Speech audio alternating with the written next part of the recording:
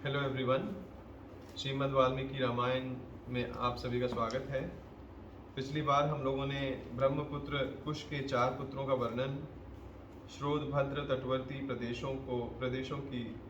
को वसु की भूमि बताना, कुशनाभ की 100 कन्याओं का वायु के कोप से कुब्जा होना, इनके बारे में पढ़ा।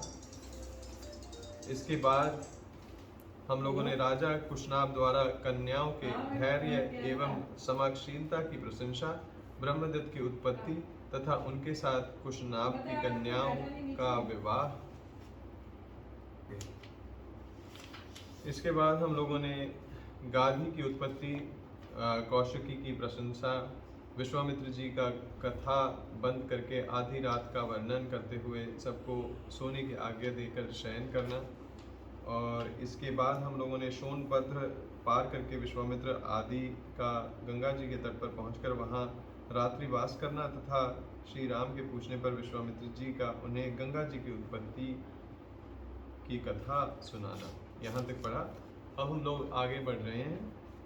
षट त्रिंशः सर्गः। देवताओं का शिव पार्वती को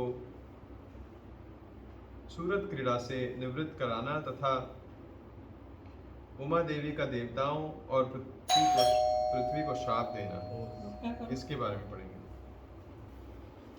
देवताओं का शिव पार्वती को सूरत क्रीड़ा से निवृत्त कराना तथा उमा देवी का देवताओं और पृथ्वी को श्राप देना, इसके बारे में हम आज पढ़ेंगे। उक्त वाक्ये मुनौ तस्मै त्रुभो राघव लक्ष्मणो प्रतिनग्न कथां विरावूचतमृत निपुंगवः। विश्वामित्र की बात समाप्त होने पर श्री राम और लक्ष्मण दोनों वीरों ने उनकी कही हुई कथा का अभिनंदन करके मुनिवर विश्वामित्र से इस प्रकार कहा। धर्मयुक्तमिदं ब्रह्मन् कथिं परं त्वया दुहितः शैलराजस्य ज्येष्ठाय वृत्तमहर्षि विस्तरोग्यसि दिव्यमानुष संभवम। ब्रह्मन, आपने यह बड़ी उत्तम धर्मयुक्त तथा कथा सुनाई। आप गिरिराज हिमवान की श्रेष्ठ पुत्री गंगा के दिव्य लोक तथा मनुष्य लोक के संबंध होने का वृत्तांत विस्तार के साथ सुनाइए, क्योंकि आप विस्तृत वृत्तांत के ज्ञाता हैं। तीने पथो हेतुना केन पालने ये लोक पावनी, कथम गंगा त्रिपथगा विश्रुता सरिदुत्तमा। लोक को पवित्र करने वाली गंगा किस कारण से 3 मार्गों में प्रवाहित होती है? सरिताओं में श्रेष्ठ गंगा की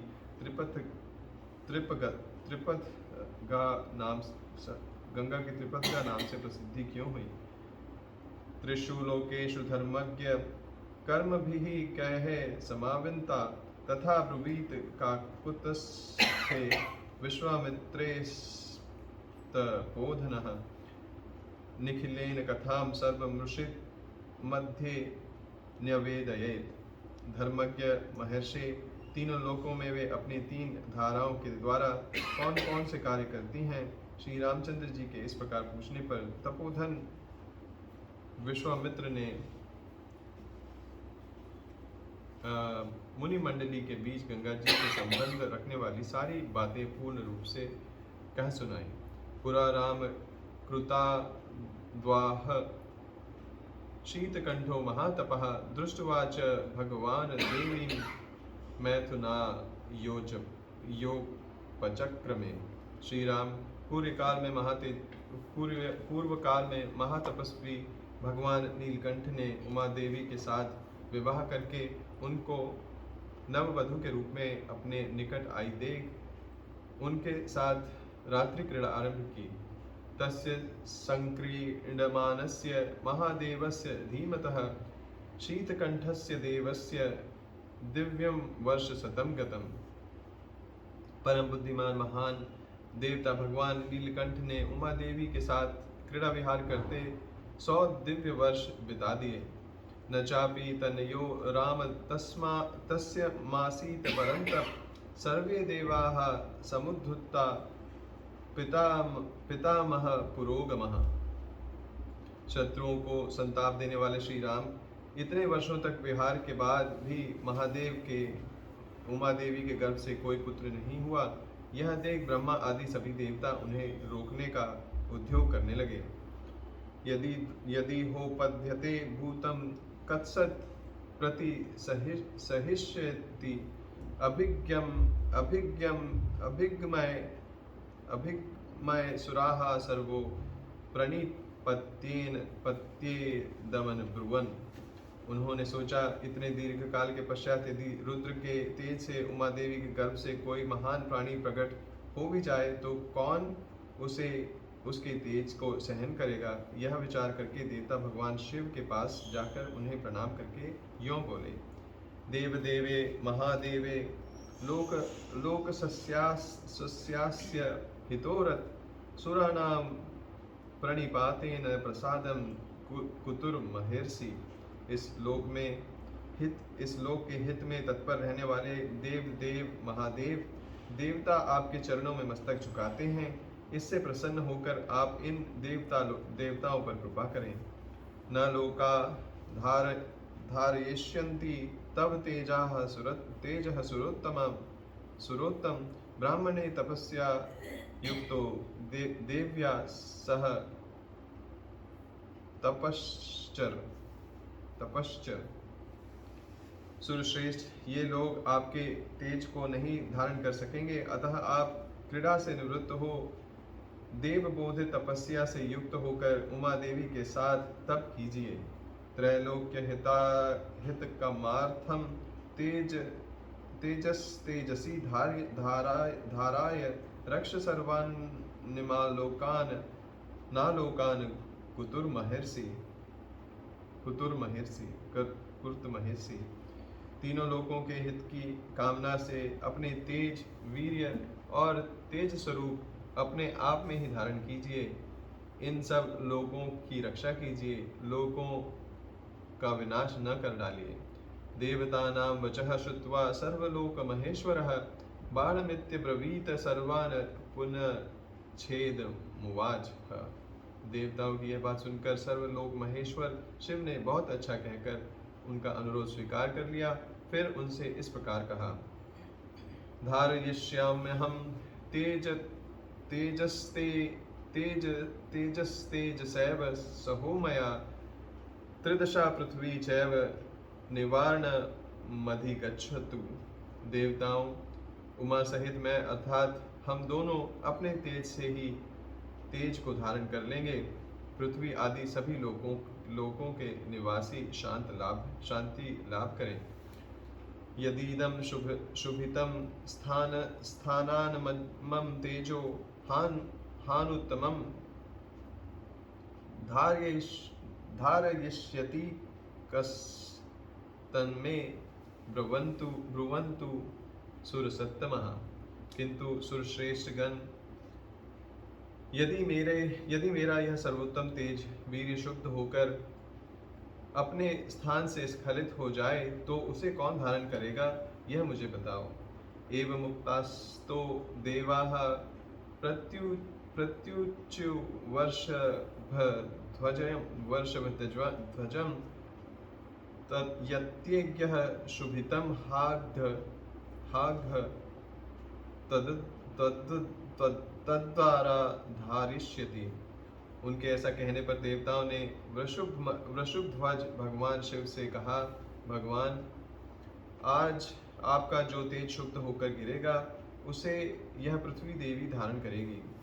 एवं मुक्ताः सुरपतिः प्रमुमोच महाबलः तेजसा पृथ्वी येन व्याप्ता सगीर्कानना। देवताओं का यह कथन सुनकर महाबली देवेश्वर शिव ने अपना तेज छोड़ा, जिससे पृथ्वी और वनों सहित सारी पृथ्वी व्याप्त हो गई। ततो देवाः पुनरिच्छद्मुच्चापि हुताशनम् आवेशत्वं महातेजो रौद्रं वायु समन्वितम्। तब देवताओं ने अग्निदेव से कहा, अग्ने, तुम वायु के सहयोग से भगवान शिव के इस महान तेज को अपने भीतर रख लो। तदाग्नि न पुनर्व्याप्तम संजातम श्वेत पर्वतम दिव्यम शरवणम चैव पावकादित सन्निभम। अग्नि से व्याप्त होने पर वह तेज श्वेत पर्वत के रूप में प्रणीत हो गया। साथ ही वहाँ दिव्य सरकंडों का वन भी प्रकट हुआ, जो अग्नि और सूर्य के समान तेजस्वी प्रतीत होता था। यत्र जातो महातेजाः कार्तिकेयग्र संभवः अथो मां च शिव चैव देवाः सर्षिगणास्तथा पूजयामासुरतत्तत्सुरत्यर्थं सुप्रीत मनस्तदा। उसी वन में अग्नि जनित महातेजस्वी कार्तिकेय का प्रादुर्भाव हुआ। तदंतर ऋषियों सहित देवताओं ने अनंत प्रसन्नचित होकर देवी उमा और भगवान शिव का बड़े भक्तिभाव से पूजन किया। अथ शैलसुता राम त्रिदशा निदम ब्रवीत समन्युरशपथ सर्वान क्रोध संरक्त लोचना। श्री राम, इसके बाद गिरिराज नंदिनी उमा के नेत्र क्रोध से लाल हो गए। उन्होंने समस्त देवताओं को रोषपूर्वक श्राप दे दिया और वे बोली, यस्मान्निवारितः चाहं संगता पुत्र काम्यया अपत्यं सवेषु दारेषु नोपादयितुमर्हथ अघप्रभृति युष्माक्रम प्रजाः सन्तु पत्नयः। देवताओं, मैंने पुत्र प्राप्ति की इच्छा से पति के साथ समागम किया था, परंतु तुमने मुझे रोक दिया। अतः अब तुम लोग भी अपनी पत्नियों से संतान उत्पन्न करने के योग्य नहीं रह जाओगे। आज से तुम्हारी पत्नियां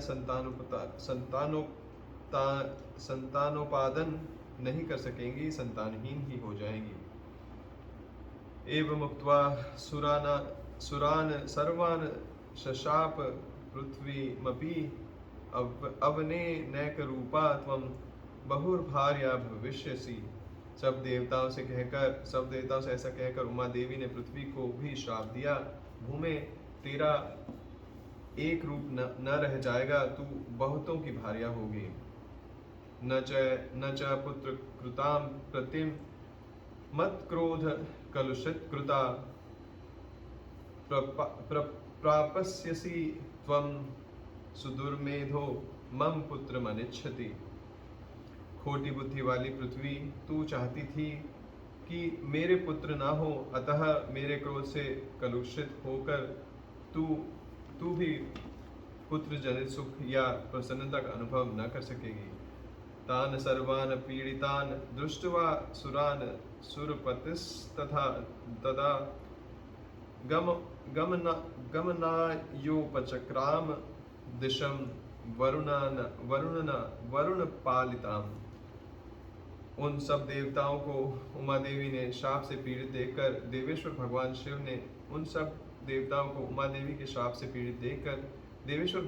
ने उस समय पश्चिम दिशा की ओर प्रस्थान कर दिया। स गत्वा तप आतिष्ठत् पार्श्वे तस्योत्तरे गिरेः हिमवप्रभवे शुंगे सह देव्या महेश्वरः। वहां से जाकर हिमालय पर्वत के ऊपर उत्तर भाग में उसी के एक शिखर पर उमा देवी के साथ भगवान महेश्वर तप करने लगे। एष ते विस्तारो राम शैल्यपुत्रा निवेदितः गंगायाः प्रभुवं चैव शृणु मे सह लक्ष्मण। लक्ष्मण सहित श्री राम, यह मैंने तुम्हें गिरिराज हिमवान की छोटी पुत्री उमा देवी का विस्तृत वृत्तांत बताया है। अब मुझे गंगा के प्रादुर्भाव, अब मुझसे गंगा के प्रादुर्भाव की कथा सुनो। इत्याशे श्रीमद् रामायणे वाल्मीकि आदि काव्य बालकांडे षट्त्रिंशः सर्गः। इस प्रकार श्री वाल्मीकि निर्मित आर्ष रामायण आदि काव्य के बालकांड में 36वां सर्ग पूरा हुआ।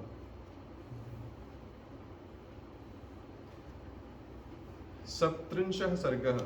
गंगा से कार्तिकेय की उत्पत्ति का प्रसंग।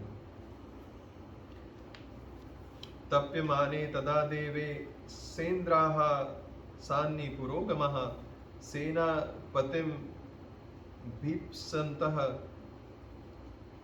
पितामहमुपागमन्। जब ते महातेजस्वी तपस्या कर रहे थे, उस समय इंद्र और अग्नि आदि संपूर्ण देवता अपने लिए सेनापति की इच्छा लेकर ब्रह्मा जी के पास आए।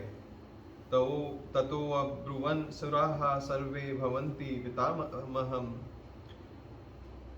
प्रणिपत्य सुरा रामसेन्द्राः सान्नि पुरोगमः। देवताओं को आराम देने वाले श्री राम, इंद्र और अग्नि सहित समस्त देवताओं ने भगवान ब्रह्मा को प्रणाम करके इस प्रकार कहा। येन सेनापति पतिर्देवे देव दत्तो भगवता पुरा स तपः परमास्थाय तप्यते सम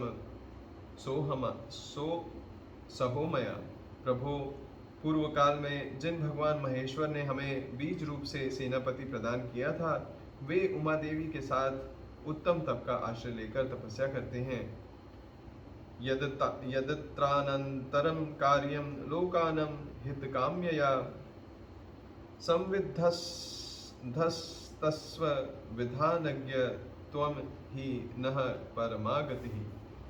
विधि विधान के ज्ञाता पितामह, अब लोक हित के लिए जो कर्तव्य प्राप्त हो उसको पूर्ण कीजिए, क्योंकि आप ही हमारे परम आश्रय हैं।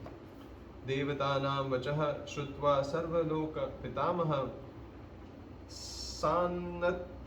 सान्तव्यन् मधुरैव वाक्योस्त्री दशा निदम ब्रवीत। देवताओं की यह बात सुनकर संपूर्ण लोकों के पितामह ब्रह्मा जी ने मधुर वचनों द्वारा उन्हें सांत्वना देते हुए कहा। शैलपुत्रया यदुक्तं तन्न प्रजाः स्वासु पत्नीषु तस्या वचनमक्लिष्टं सत्यमेव न संशयः। देवताओं, गिरिराज कुमारी पार्वती ने जो श्राप दिया है, उसके अनुसार तुम्हें अपनी पत्नियों के गर्भ से अब कोई संतान नहीं होगी। उमा देवी की वाणी अमोघ है, अतः वह सत्य होकर ही रहेगी, इसमें कोई संशय नहीं है। इयमाकाशगंगा च यस्यां पुत्रं हुताशनः जनयिष्यति देवानां सेनापतिं मरिन्दमम्। ये है उमा की बड़ी बहन आकाश गंगा, जिनके गर्भ से शंकर जी ने उस तेज को स्थापित करके अग्निदेव एक ऐसे पुत्र को जन्म देंगे जो देवताओं के शत्रुओं का दमन करने में समर्थ सेनापति होगा। ज्येष्ठा शैलेंद्र दुहिता मानयिष्यति तम सुतम उमायास्तद्वहुमतं भविष्यति न संशयः। ये गंगा गिरिराज की श्रेष्ठ ज्येष्ठ पुत्री है, अतः अपनी छोटी बहन के उस पुत्र को अपने ही पुत्र के समान मानेगी। उमा को भी यह बहुत प्रिय लगेगा, इसमें संशय नहीं है। तच्छ्रुत्वा वचनं तस्य कृतार्थ रघुनंदन प्रणिपत्य सुराः सर्वे पितामहं पूजयन्। रघुनंदन ब्रह्मा जी का यह वचन सुनकर सब देवता कृतकृत्य हो गए। उन्होंने ब्रह्मा जी को प्रणाम करके उनका पूजन किया। ते गत्वां परम राम कैलासं धातु मंडितम् अग्नि नियोजयामासु पुत्रार्थं सर्वे देवताः। श्री राम विविध धातुओं के से अलंकृत होकर उत्तम कैलाश पर्वत पर जाकर उन संपूर्ण देवताओं ने अग्निदेव को पुत्र उत्पन्न करने के कार्य में नियुक्त किया। देव कार्यमिदं देव समाधत्स्व हतु हुताशन शैल्यपुत्रायां महातेजो गंगाया तेज उत्सृज। वे बोले, देव हुताशन, यह देवताओं का कार्य है, इसे सिद्ध कीजिए। भगवान रुद्र के उस महान तेज को आप गंगा जी में स्थापित कर दीजिए। देवता नाम प्रतिज्ञा गंगामभ्येत्य पावकः गर्भधारय वै देवी देवतानामिदं प्रियम। तब देवताओं से बहुत अच्छा कहकर अग्निदेव गंगा जी के निकट आए और बोले, देवी आप इस गर्भ को धारण करें, यह देवताओं का प्रिय कार्य है। इत्येतद् वचनं श्रुत्वा दिव्य रूपमधारयत् स तस्या महिमां दृष्ट्वा समन्तादविशीर्यत्। अग्निदेव की यह बात सुनकर गंगा देवी ने दिव्य रूप धारण कर लिया। उनकी यह महिमा, यह रूप वैभव देखकर अग्निदेव ने उस रुद्र तेज को उनके सब ओर बिखेर दिया। समन्तस्तदा देवीमभ्यसृजत् पावकः सर्वसोस्त्रांसि पूर्णानि गंगाया रघुनंदन। अग्निदेव ने जब गंगा देवी को सब ओर से उस रुद्र तेज द्वारा अभिषिक्त कर दिया, तब गंगा जी के सारे स्रोत उनसे संपूर्ण हो गए। तमुवाच ततो गंगा सर्वदेव पुरोगमम् अशक्ताधारेण तेव तेजस्व समृद्धतं दहामानाग्निना तेन संप्रव्यथित चेतना। तब गंगा ने समस्त देवताओं के अग्निदेव से इस प्रकार कहा, देव आपके द्वारा स्थापित किए गए इस बड़े हुए तेज को धारण करने में मैं असमर्थ हूँ। इसकी आँच से जल रही हूँ और मेरी चेतना व्यथित हो गई। अथा ब्रवीदिदं गंगा सर्वदेहुतशानः इह हेमवते पार्श्वे गर्भोऽयं सन्निवेश्यताम्। तब संपूर्ण देवताओं के भविष्य को भोग लगाने वाले अग्निदेव ने गंगा देवी से कहा, देवी हिमालय पर्वत के पार्श्वभाग में इस गर्भ को स्थापित कर दीजिए। श्रुत्वा त्वग्निवचो गंगा तं गर्भमती भास्वरम्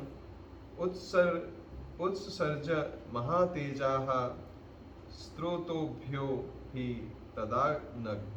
निष्पाप रघुनंदन, अग्नि की यह बात सुनकर महातेजस्विनी गंगा ने उस अत्यंत प्रकाशमान गर्भ को अपने स्त्रोतों से निकालकर यथोचित स्थान में रख दिया।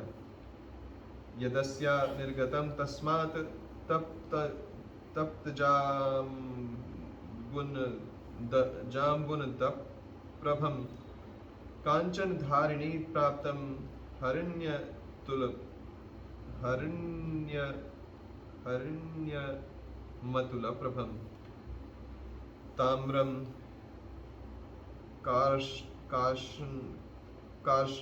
कार्शनायसं चैव तैक्षयादेव विभाजयत्। गंगा के गर्भ से जो तेज निकला वह तपाए हुए जाम्बू नद नामक सुवर्ण के समान कांतिमान दिखाई देने लगा।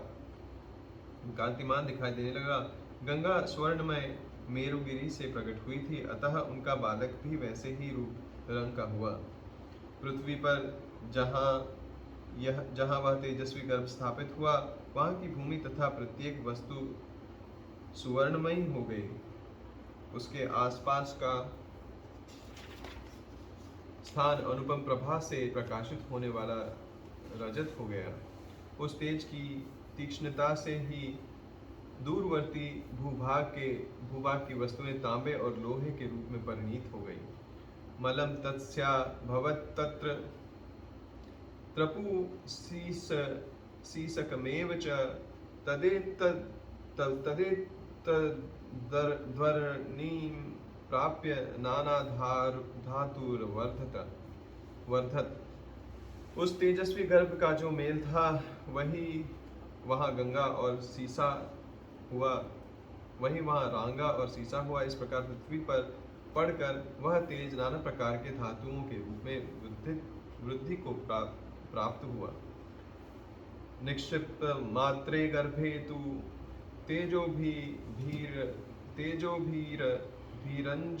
रंजतम सर्वं पर्वतसन्नद्धं सौवर्णं भवद वनम। पृथ्वी पर उस गर्भ के रखे जाते ही उसके तेज से व्याप्त होकर पूर्वोक्त श्वेत पर्वत और उससे संबंध रखने वाला सारा वन सुवर्णमय होकर जगमगाने लगा। जातु रूपमती ख्यातम तदा प्रभृति राघव सुवर्णम पुरुष व्याघ्र हृताशन संप्रभम तृष्ण वृक्षल तालगुलम सर्वम भवती कांचनम। पुरुष श्री रघुनंदन तभी से अग्नि के समान प्रकाशित होने वाले सुवर्ण का नाम जाति रूप हो गया, क्योंकि उसी समय सुवर्ण का तेजस्वी रूप प्रकट हुआ था। उस गर्भ के संपर्क से वहाँ का तृण वृक्ष लता और गुल सब कुछ सोने का हो गया। तम कुमारम ततो जातम सेन्द्राः सह मरुदनः क्षीरसंभवनार्थाय कृतिकः समयोजयन्। तदंतर इंद्र और मरुदगणों सहित संपूर्ण देवताओं ने वहां उत्पन्न हुए कुमार को दूध पिलाने के लिए 6 कृतिकाओं को नियुक्त किया। ताम क्षीरम जातमात्रस्य कृत्वा समयमुत्तमं ददुः पुत्रोऽस्माकं सर्वा सामिति निश्चितः। तब उन कृतिकाओं ने यह हम सब का पुत्र हो ऐसी उत्तम शर्त रखकर और इस बात का निश्चित विश्वास लेकर उस नवजात बालक को अपना दूध प्रदान किया। ततस्तु देवताः सर्वा कार्तिकेय इति ब्रुवन् पुत्र सैत्रोलोक्य विख्यातो भविष्यति न संशयः। उस समय सब देवता बोले, यह बालक कार्तिकेय कहलाएगा और तुम लोगों का त्रिभुवन विख्यात पुत्र होगा, इसमें संशय नहीं है। तेषां तद्वचनं श्रुत्वा संकनं गर्भपरिस्रवे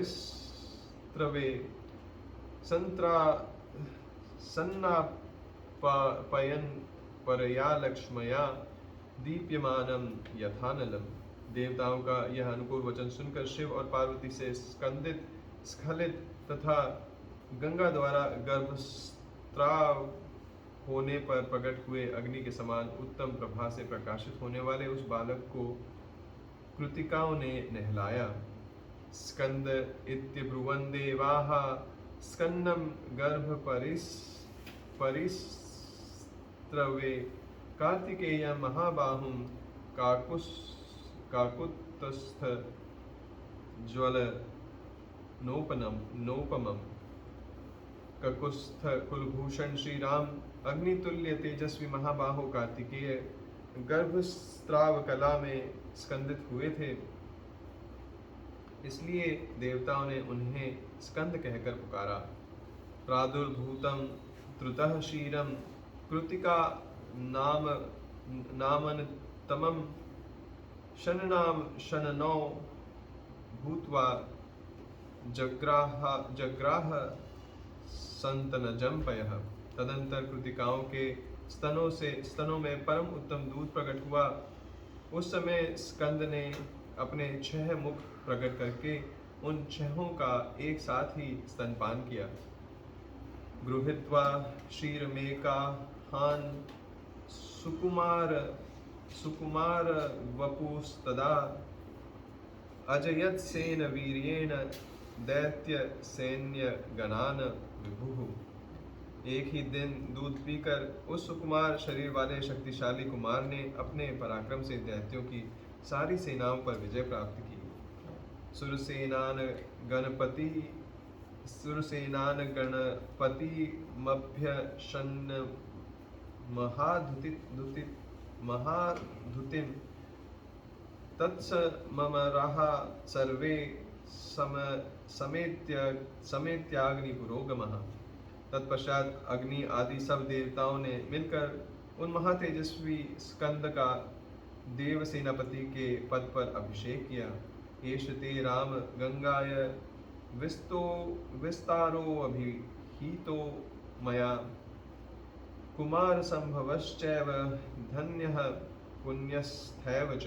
श्री राम, यह मैंने तुम्हें गंगा जी के चरित्र को विस्तार पूर्वक बताया है, साथ ही कुमार कार्तिकेय के जन्म का भी प्रसंग सुनाया है, जो श्रोताओं को ध्यान एवं पुण्यात्मा बनाने वाला है। भक्तश्च कार्तिकेये काकस्थु भुवि मानवः आयुष्मान पुत्र पौत्रेश्च स्कंदसालोक्यतां व्रजेत। काकुतस्थ इस पृथ्वी पर जो मनुष्य कार्तिकेय में भक्तिभाव रखता है, वह इस लोक में दीर्घायु तथा पुत्र पौत्रों से संपन्न हो मृत्यु के पश्चात स्कंद के लोक में जाता है। इत्यार्षे श्रीमद् रामायणे वाल्मीकि आदि काव्य बालकांडे सप्तत्रिंशः सर्गः। इस प्रकार श्रीमद् वाल्मीकि निर्मित आर्ष रामायण आदि काव्य के बालकांड में 37वां सर्ग पूरा हुआ। आज के लिए बस इतना ही।